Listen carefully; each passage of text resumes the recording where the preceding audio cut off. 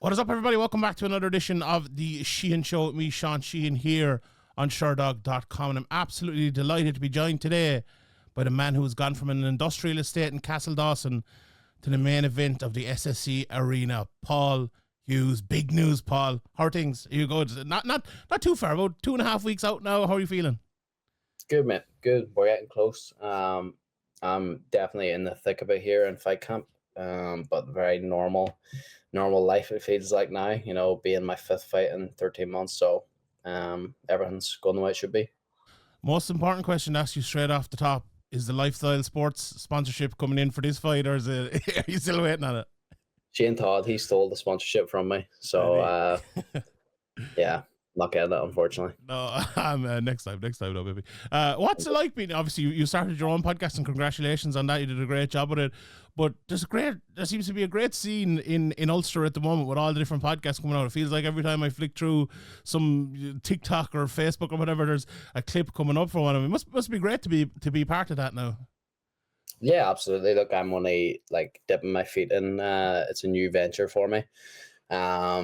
Yeah, it's good. I mean, the scene's really good up here, especially the comedy scene, which a lot of these the top podcasts are comedy podcasts. So it's good to see. We all support each other well up here, and it's cool. Since the last time we spoke, obviously you had a big fight or two, and there's been a lot of talk, I suppose, about you since. But I feel like the overwhelming amount of talk, and we'll talk about Ireland here for a second, has been positive.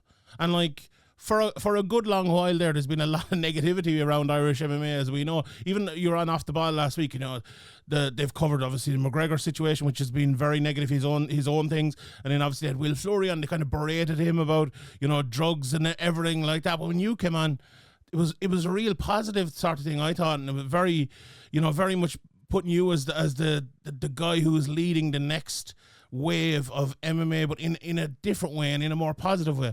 I know you spoke on that show about being kind of, the poster boy for the young kids coming up, and you're happy to take that mantle. Is that something you've thought about before? And is that something, a lot of people are not happy to be that? They're like, look, I'm my own man. If, nobody should be looking up to me, but you seem to be happy for people to look up to you. Is that something you've thought about before? And is that something, I suppose, as you take your career, that you have foremost in your head, that I want to be a good role model for these next up and coming crew? Yeah, well, I mean, of course I want to be a good role model. This kind of territory I'm in now, people are saying, you're the next guy, you're who everyone's looking up to now, the kids. But I don't choose that. Essentially, that just happens. I don't put myself out there, say I want to be this guy, or that's not what I'm gunning for. But now that I am in this position where I do have kids looking up to me, especially here, we've so many kids training MMA here up in the north. Our kids classes are absolutely packed out. I know of many other gyms, they're just packed out. And I went to one of my coaches, Adam McGarity. He started up the first kids MMA league up in Belfast here, and I dropped down to it, and the kids were just going mad. They were going mad. So it's a crazy thing, It's a crazy thing that you're that person now that these kids are looking up to. It's new territory for me. So it's obviously something that I take really seriously. It's something that is important. So I want to carry myself as best as I can. Now, obviously, I'm just going to do me. That's what's got me to where I am now. And I guess some people maybe look up to me, then that's a good thing. But it's kind of out of my control as well. All I can kind of do is just be my authentic self and try to carry myself well. No doubt there's going to be times in the future where maybe I don't have good PR, or people don't like me. It comes with the territory. As you get more popular, there's going to be a certain percentage of people that dislike you as well. So it is what it is. I'm not trying to attach myself to too much to the positive or too much to the negative. Just one question on the negative. Now, I assume everyone's asked you about McGregor and over. One thing I wanted to ask you about it is actually before the whole fallout and all. Did you find it a bit weird that he was kind of getting on your side and everything? Considering, look, you used to be with his management team, and then you left and went to another management team. But also, the gyms are kind of rival gyms.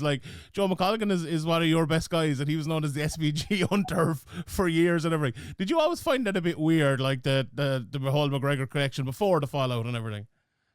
No, I didn't find it weird.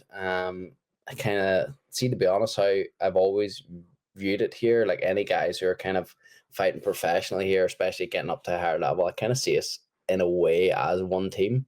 That's just kind of how I see it. Because we're such a small island, we don't have that many fighters, so it didn't seem weird to me now.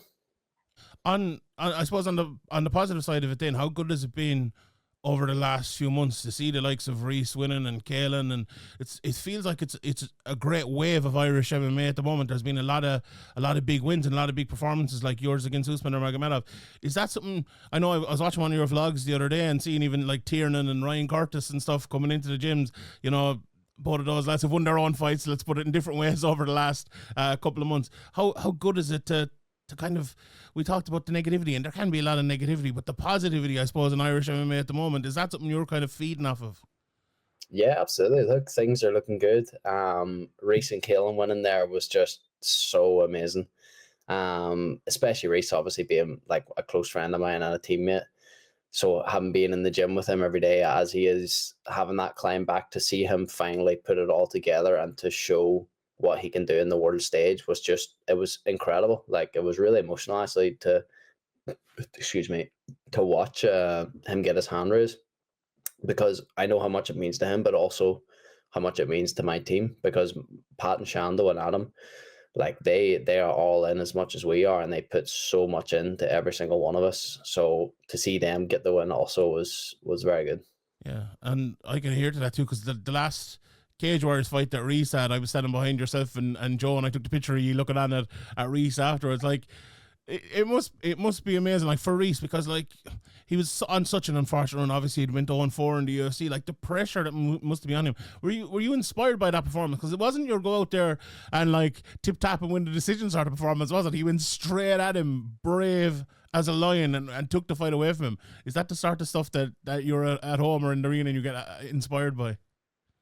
Of course, mate. Of course, to see him like put it all together finally, like obviously you could imagine the amount of pressure on him going in there, like having to win, like backs against the wall. He had to win, and he just went out from the first minute of the fight and was like, "This, I'm taking this home with me tonight." Whether you got it, you literally are gonna have to kill Reece McKee to beat him half the time. He is built different. Like, so it was a great thing to see. I would ask you about the Usman and Magomedov fight, because it felt like after that fight, me and everyone covering the sport and the people online and everything were like, "Oh, what a performance from Paul Hughes! He did so well, and you know, credit to Usman as well. He did a great job and a great fight." And it was positive, positive, positive, positive. But you lost, like, and as all positive as it is, like, was that tough to look at everyone else like praising you and thinking, "Oh geez, this is great, Paul. This is the best moment of your career," type of thing. But then you, like, the victory and the, you know, getting that title was obviously the most important thing to you. Was that a tough thing to kind of deal with, that everyone was like patting you on the back and you're probably as disappointed as you've ever been? See, to be honest, not really. Whenever I had the opportunity to, well, now first of all, initially when I'm in the cage, I was disappointed because I really thought I should have won. I thought I should have won in the judges' scorecards, but I also knew that I was close to getting him out of there. Had that head clash not happened in the fourth, I just knew it. I felt the energy change. I knew that I was going to take over that fight. So it was, yeah, I was got it. But as soon as I kind of got to watch it back and take in everything, how it kind of went, it, I didn't get too doom and gloom about it. At the end of the day, if you had said to me, "Oh, you never get the chance to fight that man again," then I'd be pissed off. But at the end of the day, that fight will be run back, and I know for a fact that I beat the man the next time, and I'm very confident in that. So I haven't really been disappointed about it, to be honest. How how often have you watched back that fight since? And like, have you? How difficult is it to watch yourself back and kind of be analytical and score it the way you would score, you know, a John Jones fight or a, you know, a Leon Edwards fight or something like that? Is that something you have done, and something you tried to kind of sit down and take yourself out of it and score the fight?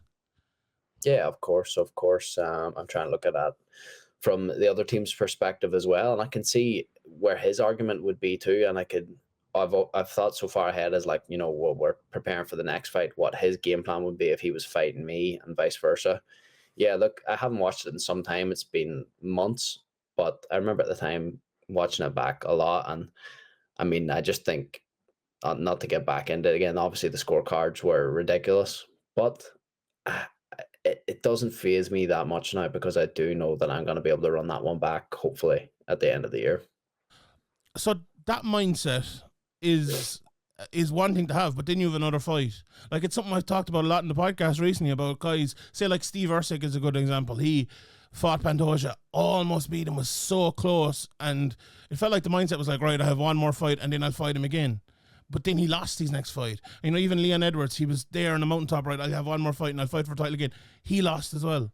Like, how tough is it to come down for that mountaintop and be like, right, I'm going to climb that mountaintop again, but first I have this other guy here who's coming in and he's going to try to beat me. Like, is that something? I know you're a brilliant person with mindset and your thoughts coming into the fight. Could you explain to people how you have dealt with that and with Bruno Miranda and the mindset going into the Bruno Miranda fight? Brother, like, I'm fighting at home. I'm fighting in the SSE arena. I'm literally about to achieve my dream. Like, I'm literally about to have number one on my bucket list ticked off. How could that not get me excited? And especially, like, with Bruno as the opponent, also a very formidable opponent and really dangerous. So I've had to treat this essentially like another world title fight. So that's good with me. I mean, yeah, if you had told me I was frigging fighting in the back ass end of nowhere with no crowd or whatever, then it would maybe get harder to get motivated. But to do this at home in the SSE arena, it couldn't be any easier to be motivated, you know? So it's good to get back in there again. At the end of the day, I only get paid when I fight. It's good to make more money. It's good to continue my career and get better as a fighter, because I know inevitably the rematch will come at some point as well. So this is just very, very good for me to continue to improve and to literally achieve my dream also. What about Bruno Miranda? Because, like, I watched a bit of him, and he is a dangerous fighter. I would say a very reactive fighter that you or any opponent he fights can't really rest in their laurels. And every time you throw, he kind of throws back. When you look at his tape and you see a guy like that, is that something you're like, okay, I have to maybe adjust, or is that something you're kind of excited by? That this is not a guy who's going to be on the back foot trying to get away from a fight. This is a guy who will actually come in and fight me. Yeah, absolutely. I mean, that's exciting. If anything, I feel like Bruno is more dangerous per se than Usman, or even maybe AJ. AJ obviously was dangerous, but Bruno has that KO power and he's put out a lot of people. So if anything, like, he's in a way more dangerous than some other fights. So this is why I have to take it incredibly seriously, as I do every fight. I mean, that's without question. But it does add to it. It adds to the pressure. It adds to the magnitude of the event for me. It's a huge event. It's a very important fight, and it's being treated as such. Obviously, he's been beaten on the ground a few times, and we've seen you. Obviously, you have amazing stand up, but taking the fight to the ground again, is that something you've looked at in the tape with him? That, like, maybe throwing in the odd takedown will be a good tactic in this fight. Of course, I mean, this is mixed martial arts. I'm fantastic everywhere. I literally can do it all at my beck and call. There's no question. But we'll see what happens. A bit of a war would be a good enough thing for the hometown fans also. So we'll see what happens. Last thing, Paul, I really appreciate the time, and you spoke about the hometown fans there, and you've spoken a little bit about it a couple of times already. But how good is it to be fighting at home? I know you mentioned as well in another interview that this might be the last time you have the opportunity to fight at home in a big, event like this. And we're getting to the summer now, and the GA season has started and all. It feels like, everything is kind of culminating at the moment, and the grass is growing, and everyone's out and ready for sport at this time of the year. For you to be, you could argue the headline of the weekend and a big weekend of sport. How good is that for you to do it in front of your home crowd, in front of your home country? Yeah, look, it's literally everything to me. Just over 8 years ago, I made my professional debut in the SSE, and I always dreamed of coming back there someday. And I've single-handedly dragged the global MMA promotion back to our city. So it's everything to me. We've got such a day planned. We've got a friggin' fan zone planned throughout the day with a band. We've got a big after party. It's going to be a proper event of a day. So it's something I'm really looking forward to. Brilliant. Paul, best luck. Thanks very much, people. Tune in. May 10th, Paul Hughes versus Bruno Miranda, SSE Arena in Belfast. And I'm sure it'll be a great night. Paul, thanks very much. Thank you, Sean. Good to catch up, bro.